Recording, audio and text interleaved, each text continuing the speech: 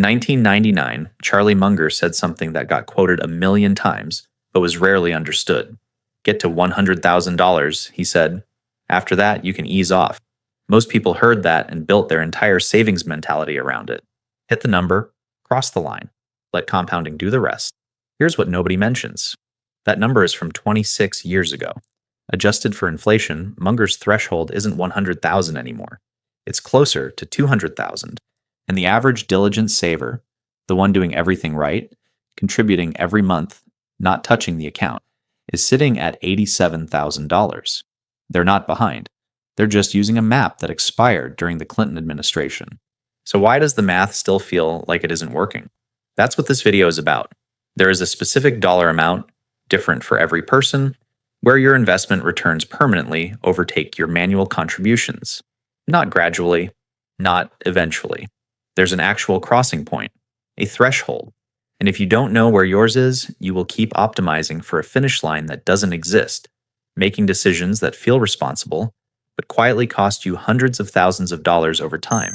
My name is Alex, and if you've ever felt like your savings account is moving but never quite arriving, stick with me, because the threshold is simpler to calculate than you think, and I'm going to show you the exact formula to find your personal number and the 3 rules that protect it once you get close.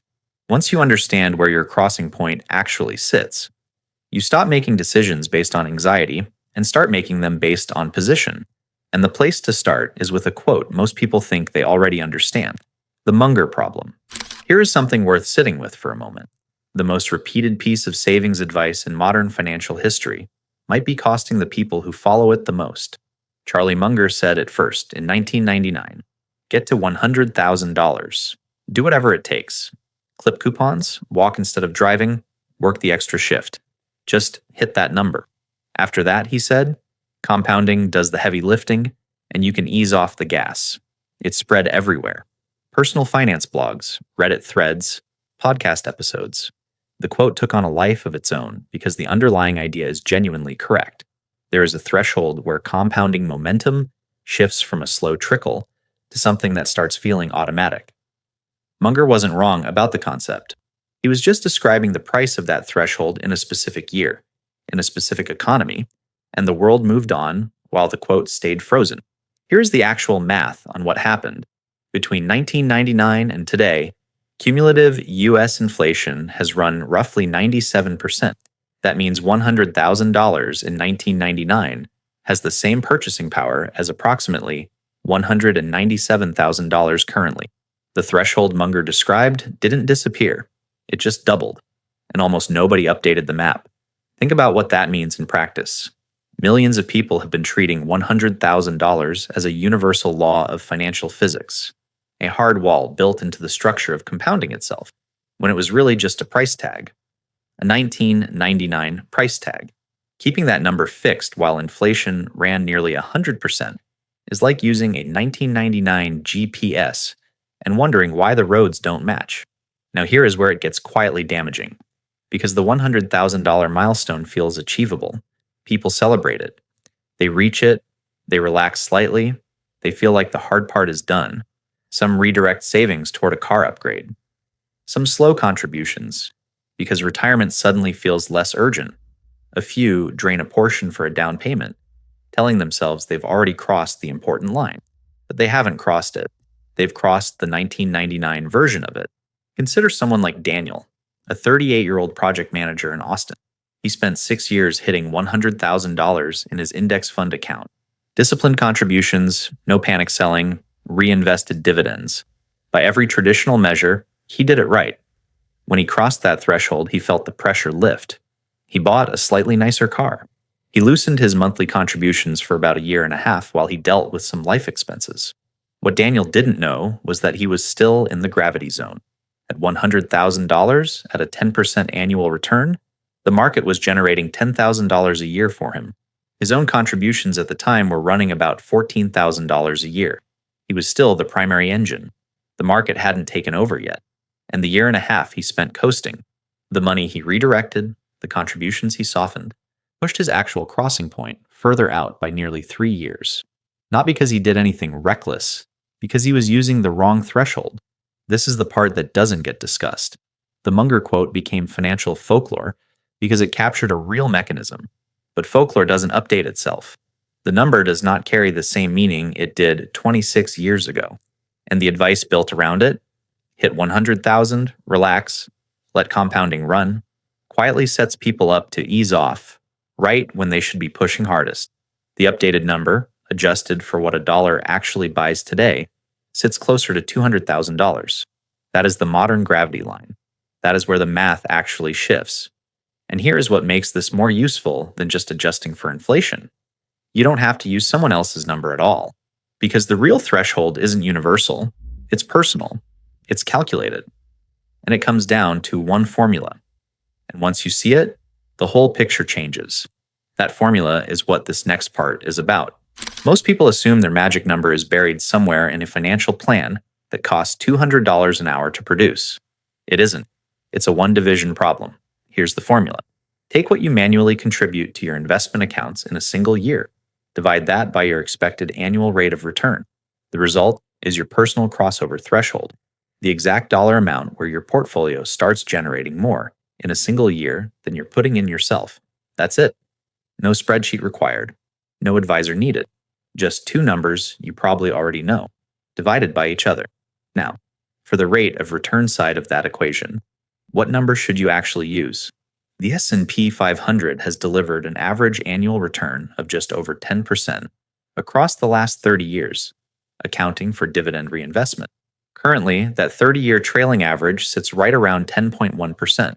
For the sake of clean mental math, 10% is the working assumption most long-term index fund investors use, and 50 years of data support it as a reasonable baseline for a patient, diversified portfolio. So let's run it. Say you're contributing $1,000 a month to your retirement account. That's $12,000 a year. Divide $12,000 by 10%, which is the same as dividing by 0.1, and your crossover threshold is $120,000. At exactly $120,000, a 10% annual return generates $12,000. Your portfolio is now producing the same amount in a single year that you're manually pushing in. Every dollar of growth beyond that point means the market is contributing more than you are. You've stopped being the primary engine. The math has officially shifted in your favor. Notice what this formula also tells you. The threshold isn't one size fits all. It moves with your behavior. If you increase your contributions to $15,000 a year, your threshold rises to $150,000. If you cut contributions to $9,000, it drops to $90,000. The finish line is not fixed. It reflects exactly how much you're doing, which means the single most powerful thing you can do in the early years isn't chasing better returns. It's keeping contributions consistent, so the threshold stays reachable. Now here's the genuinely surprising part. The median American household currently holds around $87,000 in retirement savings, and using the average contribution rate for that income bracket, roughly $11,000 to $13,000 a year, their personal crossover threshold sits somewhere between $110,000 and $130,000. That means the median saver is somewhere between $23,000 and $43,000 away from their inflection point. In practical terms, accounting for life expenses, behavioral slippage, and the occasional month where the contribution doesn't quite happen, call it $50,000 of real-world distance. 2 steady years, maybe 3. That's the gap between where most people are and where the math permanently shifts. Think about that for a second. The average person who has been saving consistently for a decade or more, doing the right things, not panicking during downturns, reinvesting returns, is not far from the line. They're not failing. They're not behind in some catastrophic sense. They are close. Uncomfortably, tantalizingly close. And that proximity is exactly what makes the next few years so dangerous. Because the closer you get to the threshold, the more real life tends to show up. A home purchase, a career transition, a family expense that feels urgent, reasonable, and completely justified. These aren't irresponsible decisions in isolation, but when they happen in the window right before the crossover, when they slow contributions or pull capital out of the account, the cost isn't just the dollars redirected. It's the compounding those dollars would have triggered on the other side of the line. The distance between almost and across is where most of the damage happens.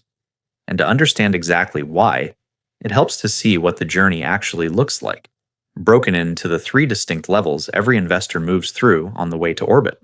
The same dollar saved at $30,000 does not behave the same way as a dollar saved at $150,000.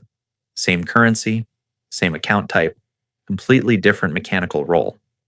And confusing the two is where most of the quiet damage gets done. Think of it as three distinct altitudes. Each one has its own physics, its own risks, and its own set of rules. Using level 1, thinking at level 2, altitude is the financial equivalent of dressing for sea level, while flying at 30,000 feet. The environment changed. The strategy has to change with it. Level 1 is anything under $50,000. At this stage, you are the engine. Entirely, completely, without question. A 10% return on $30,000 is $3,000 a year. That's meaningful, but it isn't momentum.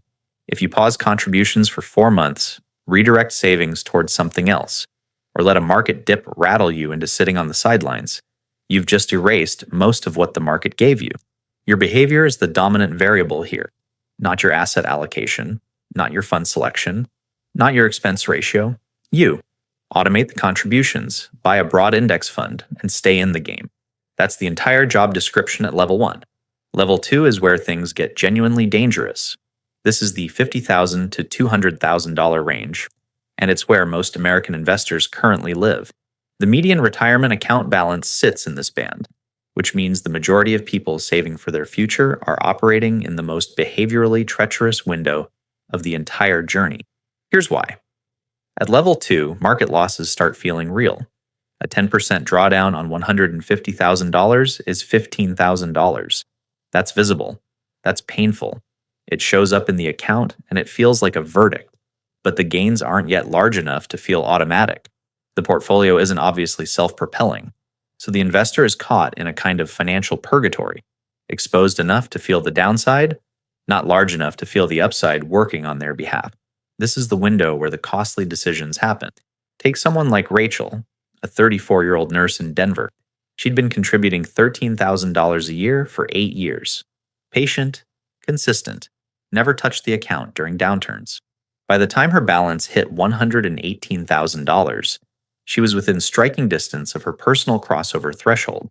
Then she and her partner decided to buy a house. The down payment required pulling $40,000 from the account and pausing contributions for 2 years while they rebuilt cash reserves. On the surface, reasonable. In practice, the numbers are brutal.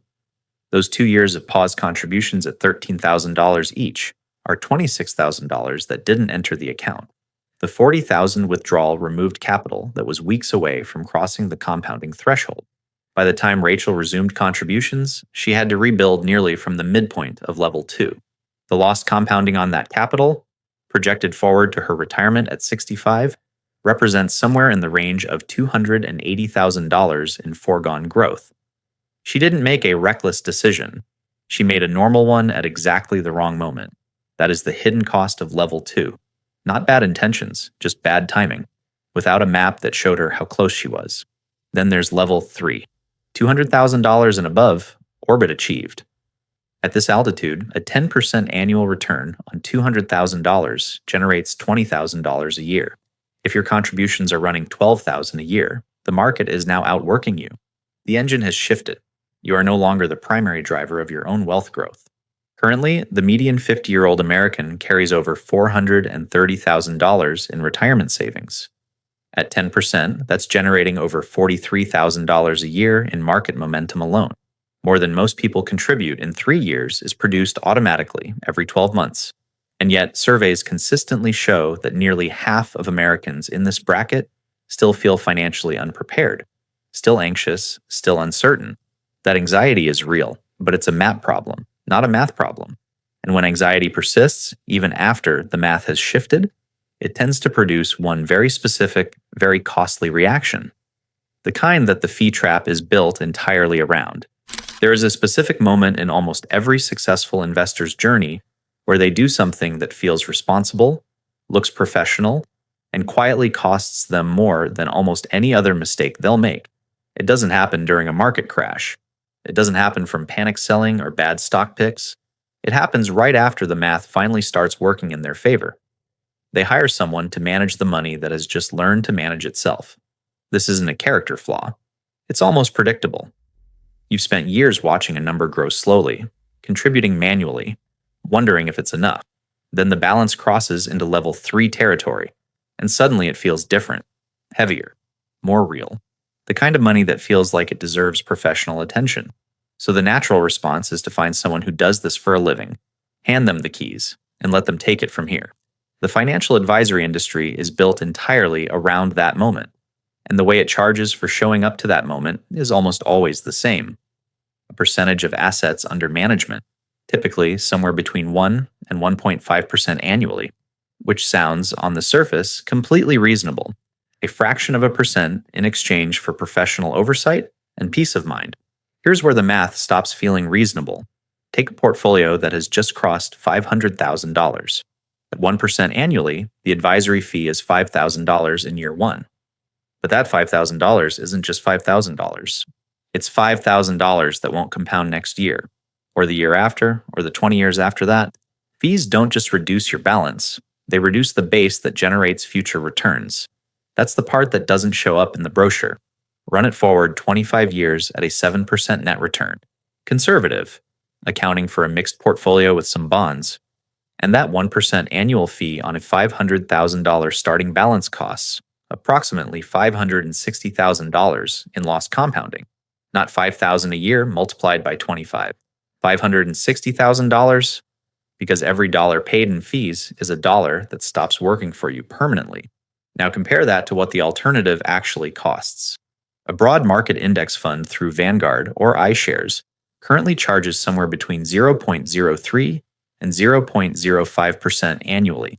On a $500,000 portfolio, that's $150 a year. Not $5,000, $150. The difference between those two fee structures, compounded over 25 years, is not a rounding error. It is a meaningful portion of a retirement. And here's the part that makes this particularly frustrating. The advice most percentage fee advisors provide at this stage, broad diversification, don't panic during downturns, stay the course, rebalance annually, is exactly what a low-cost index fund already does automatically. You are not paying for strategy. You are paying for the feeling of having a strategy. Those are not the same thing. To be fair, there are situations where professional financial advice earns its cost.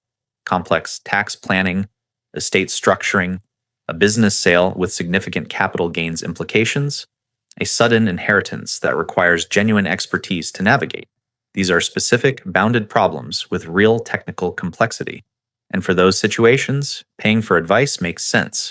The model that makes sense for them is a flat hourly fee, typically between $200 and $400 an hour currently, for a specific engagement with a defined deliverable. You pay for the work. You stop paying when the work is done. Your compounding engine runs uninterrupted. What doesn't make sense is an ongoing percentage fee applied to a portfolio that has already achieved orbit. That structure doesn't charge you for advice. It charges you for altitude.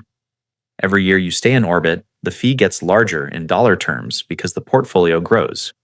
You're paying more every year for the same service, simply because your compounding is working. Strapping a permanent cost to a self-propelling system is how you slow the system down. The engine is running. The last thing it needs is drag, which brings everything down to 3 specific rules. A practical flight plan for reaching your threshold, crossing it cleanly, and making sure nothing pulls you back once you're through. Most financial advice tells you what to do without telling you when it matters most. What is rarely the problem? When is everything? And for the 3 rules that follow, the when is the period right before, during, and immediately after crossing your personal threshold. Get these right in that window, and the math compounds in your favor for decades. Get them wrong, and you reset the clock. Rule 1. Calculate your exact number today.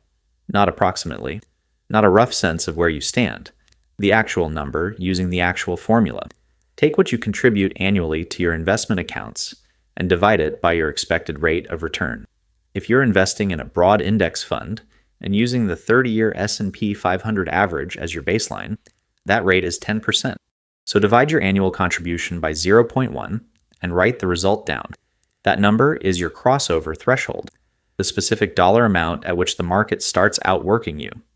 If you don't know it, you're making every savings decision without the most important reference point in your financial life. You might be treating the account like it needs constant feeding when it's actually weeks away from feeding itself. Or you might be easing off contributions, thinking you've already crossed the line when you haven't. The number takes 2 minutes to calculate. Most people have never done it. Rule 2, protect the crossing. This is the one that actually determines outcomes for most people. The math showed it clearly with Rachel in the previous section. The cost of a poorly timed withdrawal or contribution pause isn't the dollars you redirect. It's the compounding that those dollars would have triggered on the other side of the threshold. The timing of the disruption is what makes it expensive. So the rule is simple. No non-emergency withdrawals when your balance is within 30% of your crossover threshold. If your threshold is $120,000, that protection window starts at $84,000. Inside that window, treat the account as untouchable, except for genuine emergencies. A job loss, a medical event, something with no reasonable alternative. A home down payment is not an emergency. A car upgrade is not an emergency. A kitchen renovation is not an emergency. This sounds obvious. It isn't, because the level 2 window is precisely where life tends to accelerate. Career moves, family expansions, property purchases. These all cluster in the late 30s and early 40s for most people, which is exactly when the portfolio is approaching the threshold.